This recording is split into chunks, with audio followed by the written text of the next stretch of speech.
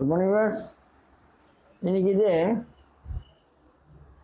108th lesson. Today 108th lesson. அதுதான் grammar section, revision of question framing. Last அதாவது perfect போகிறோம். In the last class we completed simple and then continuous. Today we have to see present perfect plain question, past perfect plain question, future perfect plain question. பார்த்துட்டோம். So in last class நம்ம பார்த்தோம். இப்போ today we have to see present perfect question, past perfect question, future perfect question. And one thing I am going to tell. இது என்னன்னா நம்ம present perfect continuous நான் இது வரைக்கும் சொல்லலை. அது சொல்லி விட்டா ஏன்னா நாட் நெசசரி. இது மூணுமே நாட் நெசசரி. என்னன்னா தெரிஞ்சுக்கங்க. இப்போ தமிழில் சொல்லிடுறேன், நாளைக்கு எழுதி காட்டுறேன் உங்களுக்கு. இப்போது they have been sleeping. இதான் they have been sleeping, they had been sleeping, they will have been sleeping. Present perfect continuous tense, past perfect continuous tense, future perfect continuous tense. அது என்ன எதுக்குன்னு தேவையில்லை. அவங்க காலையில் வந்தாலும் அவங்க தூங்கிட்டு இருக்காங்க, மத்தியானம் வந்தாலும் அவங்க தூங்கிட்டு இருக்காங்க, சாயங்காலம் வந்தாலும் தூங்கிட்டு இருக்காங்க, நைட்டு போய் பார்த்தா அப்பயும் அவங்க தூங்கிட்டு இருக்காங்க. அப்போது ஒரு செயலை மிகவும் தொடர்ந்து செய்கிறார்கள். த மோஸ்ட் கண்டினியூஸ் டென்ஸ் அது. ஓகே, அதனால் அது தேவையில்லை. அவர்கள் தூங்கிக் கொண்டே இருக்கிறார்கள், அவர்கள் தூங்கிக் கொண்டே இருந்தார்கள், அவர்கள் தூங்கிக் கொண்டே இருப்பார்கள். இது தேவையா?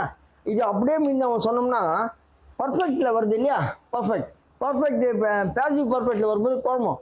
அங்கேயும் ஹாவ் பீன் வரும், ஹேஸ் பீன் வரும். இங்கேயும் have been, has been, had been எல்லாம் வருது, அங்கேயும் வருது. அதனால் குழப்பம் ஏற்படும். இப்போ புரிஞ்சுங்களா? அது நான் உங்களுக்கு ஒரு கிளாஸ் போட்டே சொல்கிறேன்.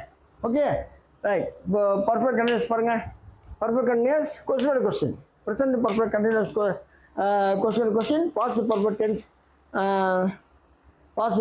question, future perfect tense, question. முடிச்சிடலாம். முடிச்சுட்டு இந்த நெக்ஸ்ட் கிளாஸ் நான் உங்களுக்கு தனியாக போட்டு காட்டுறேன். ஏன்னா நிறைய பேர் கேட்டிருக்காங்க, டேரெக்டாக வந்து கேட்டாங்க, சார் பர்ஃபெக்ட் கண்டினியூஸ் நீங்கள் இப்போ சொன்னுமே சொல்லேன்னு. அது தேவையில்லாமல் சொன்னேன். இருங்க சார், நீங்கள் சொல்லுங்கன்னு சொல்லியிருக்காங்க, அதனால நான் சொல்கிறேன். ஓகே, நாளைக்கு சரி பாருங்கள். whom have you taken there? whom have you taken there? நீ யாரை அங்கு அழைத்து சென்றிருக்கிறாய்? அங்கே யாரை அழைச்சிட்டு போனேன்? whom have you taken there? நீ யாரை அங்கே அழைச்சிட்டு போனேன்னு அர்த்தம். நீ யாரை அங்கு அழைத்து சென்றிருக்கிறாய். அடுத்தது for what has he come here? for what has he come here? அவன் எதுக்காக இங்கே வந்திருக்கான்? நம்ம கேட்குறேன்ல, ஏடா அவன் எதுக்காக அங்கே வந்திருக்கான்? So for what has he come? for what has he come? நல்லா சொல்லி பழகணும். say and practice. Okay, right. அவன் எதற்காக இங்கு வந்திருக்கிறான், அவ்வளோதான். அடுத்தது பாஸ்ட் பர்ஃபெக்ட் கொஸ்டின். whoever, எப்படி whoever யாரெல்லாம், whoever had come to her marriage, அவளுடைய திருமணத்திற்கு யாரெல்லாம் வந்திருந்தார்கள். whoever had come to her marriage, யாரெல்லாம் அவளுடைய திருமணத்திற்கு வந்திருந்தார்கள். இப்போ யாரெல்லாம் அவன் மேரேஜுக்கு வந்திருந்தாங்க அப்படின்னு நம்ம கேட்குறோம். அதுதான். அதே மாதிரி அடுத்தது wherever had Kumar gone without your knowledge. எப்போ உனக்கு தெரியாமல் குமார் எங்கெல்லாம் போயிருந்தான்?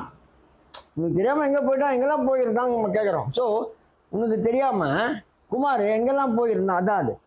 wherever had Kumar gone without your knowledge. சரியா?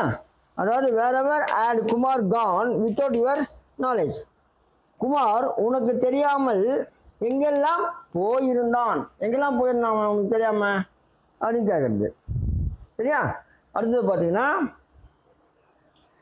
for how many days will have he stayed there? எத்தனை நாட்களுக்கு அவன் அங்கு தங்கியிருப்பான்? for how many days will have he stayed there?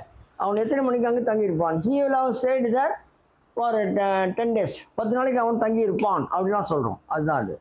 அடுத்தது how many persons, எப்படி how many persons will have Ranjit kidnapped? how many persons will have Ranjit kidnapped? Ranjith எத்தனை ஆட்களை கடத்தி இருப்பான் நம்ம பேசிக்கிறோம். இப்போ எத்தனை ஆட்கள் அவன் கடத்தி இருப்பான்? how many persons will have Ranjit kidnapped? அப்படின்னா ரஞ்சித் எத்தனை ஆட்களை கடத்தியிருப்பான்? Future perfect question. How many persons will have Ranjith kidnapped அப்படின்னு கேட்கணும். ஸோ ரஞ்சித் எத்தனை ஆட்களை கடத்தியிருப்பான், அவ்வளோதான். ஸோ நம்ம இப்போ future perfect, present perfect, past perfect, future perfect, பெயின் கொஸ்டின்லாம் பார்த்துட்டோம். கொஸ்டினும் பார்த்துடும். பெயின் கொஸ்டின் பார்த்து பிக் பண்ணியிருக்கோம். இப்போ பார்த்தது கொஸ்டின். நல்லா படித்து பாருங்கள்.